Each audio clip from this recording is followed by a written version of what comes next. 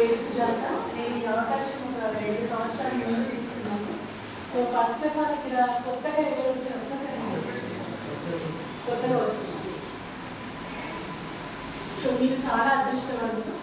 ఎందుకంటే ఇలాంటి అవకాశం అనేది అదృష్టం ఉన్న వాళ్ళకి లభిస్తుంది.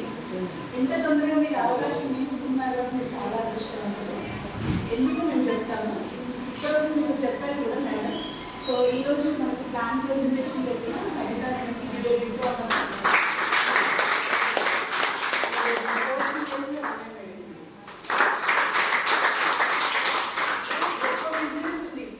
చెప్పే విధానం అనేది చాలా ఇంపార్టెంట్ కాదు.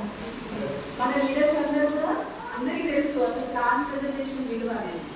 ఎందుకంటే మనం ప్రజెంట్ చేసే దాన్ని బట్టి ఎదుటి వాళ్ళు మనకు మన బిజినెస్లోకి వస్తారా లేదా అనేది నిర్ణయించబడుతుంది. సో ఇక్కడ కూడా నేను కూడా ఫస్ట్ మామూలు చెప్పాను. నా పేరు సుజాత, నా క్వాలిఫికేషన్ ఎంటెక్. సో నేను 20 years ఇంజనీరింగ్ కాలేజ్లో వర్క్ చేశాను. 20 years ఇంజనీరింగ్ కాలేజ్లో వర్క్ చేసిన తర్వాత కూడా కరోనా టైంలో హైయెస్ట్ శాలరీ ఉన్న వాళ్ళని తీసేశారు. మీకు ఆల్రెడీ తెలుసు. కరోనా తర్వాత అసలు మనం బ్రతుకుతాం అనే గ్యారెంటీ లేకుండా కదా, ఎవరికైనా ఉండేదా? ఇదే లాస్ట్ ఇయర్ అనుకుని మంచిగా తిన్నాం కదా ఇంట్లో కూర్చొని. మేము ఏదో చాలా ఎంజాయ్ చేసాము. ఎందుకంటే బ్రతుకుంటామో లేదో తెలియదు. ఎవరైనా షాపింగ్ చేశారు? షాపింగ్ ఏదో చేయలేదు కదా, అది బ్రతుకుంటే చేద్దాం, అవునే కదా. సో అలాంటి టైంలో కూడా ఒక నలుగురు మాత్రం నిద్రపోలేదు, అంటే వర్క్ చేస్తూనే ఉన్నాం. ఎవరు వాళ్ళని? కిరాణం షాప్ వాళ్ళు. ఏ ఒక్క కిరాణం షాప్ అయినా క్లోజ్ చేశారా? మీరు కూడా కిరాణం షాప్కి వెళ్ళకుండా ఉన్నారా? కరోనా వస్తే వద్దులేదు తినండి అని అనుకున్నారా? లేదు కదా. అలానే ఇప్పుడు చూడండి, ఒక రైతు విశ్రాంతి తీసుకున్నాడు. ఎక్కడైనా పండించకుండా ఉంటే మనం బ్రతికేలేదు కదా.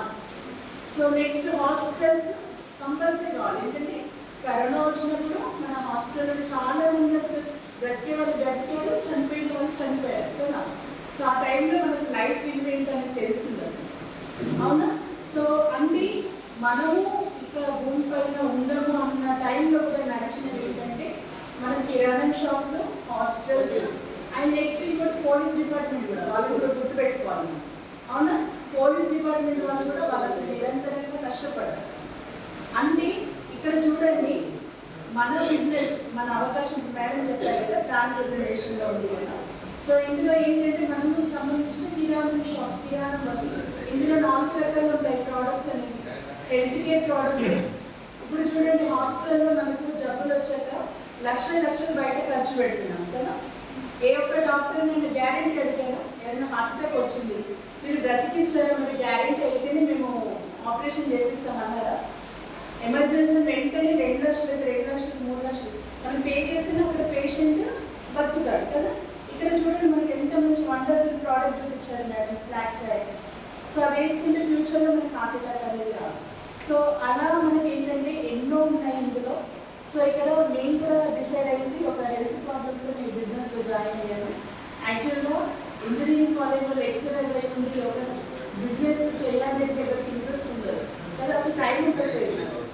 ఎందుకంటే నేను ట్యూషన్ చెప్పేదాన్ని, పాటలు చేసేదాన్ని. ఎవరైనా ఎందుకు 3-4 పనులు చేస్తారు? డబ్బుల కొరకే కదా, అవునా. డబ్బుల కొరకే చేస్తారు 3-4 పనులు.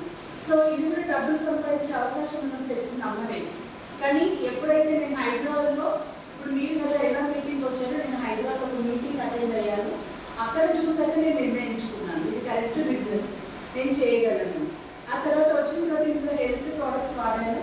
నాకు బ్యాక్ పెయిన్ ఉండింది, ఫ్రాక్చర్ అయ్యి ఒక 1 year బెడ్ రెస్ట్ తీసుకున్న టైంలో మనం ఒక హెల్త్ సప్లిమెంట్ కాల్షియం తీసుకున్నాము.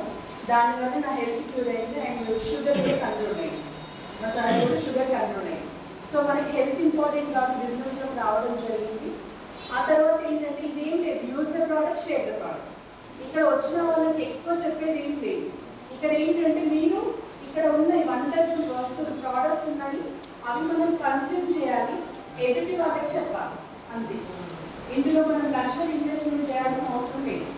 అండ్ ఇంకోటి ఈరోజు చెప్తున్నాను, నేను ఇద్దరిని కొత్త వాళ్ళని ప్రమోట్ చేశాను. ఇక్కడ మిగతా వాళ్ళు ఎవరెవరిని ప్రమోట్ చేశారో నాకు తెలియదు. కానీ నేను ఒక సార్ ఉన్నారు, చిన్న సార్ అని, సార్ని ప్రమోట్ చేసినప్పుడు నన్ను 5-6 questions అడిగారు.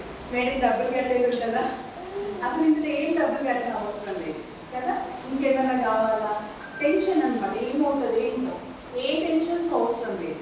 ఓకేనా సార్. ఇప్పుడు ఇక్కడ వచ్చారు చాలా మంది ఏంటంటే ఎదుటి వాళ్ళని నమ్మి బిజినెస్లోకి వస్తారు. ఖచ్చితంగా మేము కూడా మా ప్లేస్ పోలీస్ డిపార్ట్మెంట్ వాళ్ళు ఉన్నారు. అందరూ అప్లైన్స్ అందరూ పోలీస్ డిపార్ట్మెంట్ అయిన తర్వాత ఆ బిజినెస్ అవకాశం మనం తీసుకుంటామా లేదా?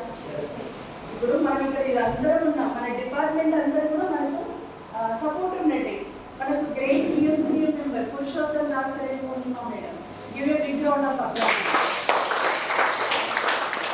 అసలు నేను బిజినెస్లో వచ్చినప్పుడు వాళ్ళ ఇన్కమ్ 3 లక్షలు, 2 సంవత్సరాల్లోనే వాళ్ళ ఇన్కమ్ చూడండి 20 లక్షలు అయింది. ఒక పోలీస్ డిపార్ట్మెంట్లో నెలకి 20 లక్షలు ఎవరైనా సంపాదిస్తారు?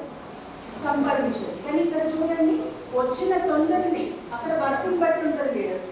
మేము వచ్చిన 2 సంవత్సరాలు ఏంటంటే ఈ వర్క్స్లో అంటే ఇక్కడ ఏమవుతుందంటే ఇప్పుడు నేను 2 ఇయర్స్ బ్యాక్ నా ఇన్కమ్ ఇంజనీరింగ్ కాలేజ్లో 23,000 ఉంటే ఇక్కడ 52,000. అవునా? అది మన ఇన్కమ్ నెలకు 3 లక్షలు ఉంటే ఇప్పుడు ఇంట్లో 20 లక్షలు. అంటే వాళ్ళు ఎంత వర్క్ చేస్తున్నారు. ఇక్కడ ఏంటంటే ఒక గని ప్రెస్టీజ్ అనేది ఒక బంగారు గని, అందులో మీరు ఎంతైనా డబ్బులు తీసుకోవచ్చు. అది మీ వర్క్ని బట్టి ఉంటుంది. ఓకేనా? సో ఇంకొకటి నేను ప్రమోట్ చేశాను. ఇందాక నేను మా పాప స్కూల్కి వెళ్ళాలన్నమాట. అంటే చాలా మంది నాన్నలు ఎలా చెప్పాలి దానికి ఎక్కువ టైం కేటాయించిన అవసరం లేదు. సార్ ఒక ఇంటర్వ్యూకి వచ్చారు, బాగుంటుంది సార్. ఇంకా ప్లాన్ ఏం లేదు సార్, నేను ట్రై చేసి చెప్తాను సార్. లేడీ వచ్చారు. సో సార్ ఒక ఇంటర్వ్యూ కూడా వెళ్ళారు. నాకు అదే సిచ్యువేషన్ గుర్తొచ్చింది. ఎందుకంటే నేను ఈ అవకాశం పెట్టకుండా అదే స్కూల్లో ఇంటర్వ్యూ కొట్టిన రెజ్యూమ్ అప్లై చేస్తే ఒక 10-20 రెజ్యూమ్ అందులో ఎవరిని సెలెక్ట్ చేయరు. డెమో తీసుకున్నారు. ఒక ఇంజనీరింగ్ కాలేజ్లో లెక్చరర్గా ఉండి నాకు 20 సంవత్సరాల ఎక్స్పీరియన్స్ ఉన్న తర్వాత ఒక మ్యాథ్స్ డెమో చెప్తే రిజెక్ట్ చేస్తారు. మ్యాథ్స్ డెమో చెప్తే రిజెక్ట్ చేస్తారు. సో రేపు సార్ పరిస్థితి ఎంపీ రెజ్యూమ్ చాలా మంది ఇచ్చారు. వాళ్ళు ఇస్తారు ఫార్మాలిటీగా మనకి ఇంటర్వ్యూస్ కండక్ట్ చేస్తారంటే మళ్ళీ అన్ని రికమెండేషన్ కూడా నడుస్తూనే ఉంటాయి. ఇక్కడ జాబ్ లేదు. నేను చెప్పాను, నేను అనుకున్నాను, ఆలోచించాను చెప్పాలన్నా వద్దా. అందరికీ చాలా మంది క్వశ్చన్ వస్తుందా లేదా? చెప్తే ఏమనుకుంటారు? అవునా కదా? ఏమన్నా అనుకోని ఒకవేళ ఏమన్నా అనుకుంటే అనుకోని ఎవరు మనకి తెలియదు కదా సార్. ఇది నాకు తెలిస్తే ఒక 1 బ్యాక్ నాకు ఎవరు తెలియదు. ఒకవేళ వస్తే మన టీంలో ఒక మంచి లీడర్ రావచ్చా లేదు? మన వల్ల ఒక అతని లైఫ్ మారొచ్చా లేదు? అందుకని నేను చెప్పడం జరిగింది. నా మాటకు రెస్పెక్ట్ ఇచ్చి సార్ రావడం జరిగింది. ఎవరు నాకు ఇక్కడ ఈ అవకాశం ద్వారా మీరు ఎంతైనా ఇన్కమ్ సంపాదించవచ్చు సార్. గుర్తుపెట్టుకోండి. నా ప్లేస్ కూడా అందరూ చెప్పారు, ప్రతి ఒక్కరికి అవకాశం ఇవ్వండి. మీరు తీసుకున్నారు, మీకు ఈ వాల్యూ తెలుసు, అంటే మీటింగ్స్ అటెండ్ అవుతున్నారు. కానీ ఈ అవకాశాన్ని అందరికీ పంచండి. మనం తిరుపతి వెళ్తాము, ప్రసాదం అందరికీ పంచుకోవడం లేదు. ఎందుకు పంచుతాము? మనకు మంచి జరిగింది, ఎదుటి వాళ్ళకి మంచి జరగాలని పంచుతాం కదా. ఇప్పుడు సార్ వాళ్ళు జాతర జరిగిన ఇంకెవరైనా ముస్లిం లీడర్స్ ఉంటే ఎంత గ్రేట్. వాళ్ళు రోజా ఇంట్లో సీఈఓకి వచ్చారు కదా. సో ప్రతి ఒక్కరికి ఎంతో దువా చేస్తుంటారు కదా. అప్పుడు చాలా మంది ముస్లిం లీడర్స్ ఉన్నారు. వాళ్ళందరూ నాకు అండ్ మా సార్ ప్రే చేస్తున్నారు. ఇక్కడ కొత్త వాళ్ళకి తెలియదు కాబట్టి చెప్తున్నాను, పాత వాళ్ళందరికీ తెలిసిన ఉన్న సిచ్యువేషన్ ఏంటనేది. ఆల్రెడీ 20 ఇయర్స్ ఇలా నేను కాలేజ్ చెప్తున్న టైంలో ఒక 2 ఇయర్స్ బ్యాక్